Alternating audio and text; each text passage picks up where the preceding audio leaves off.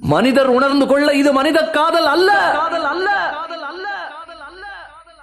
அதையும் தாண்டி புனிதமானது.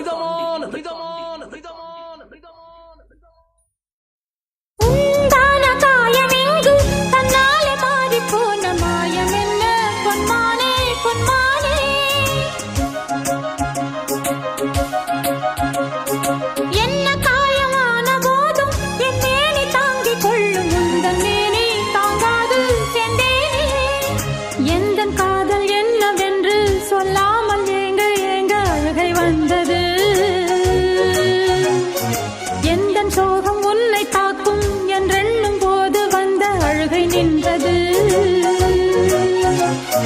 மனிதர்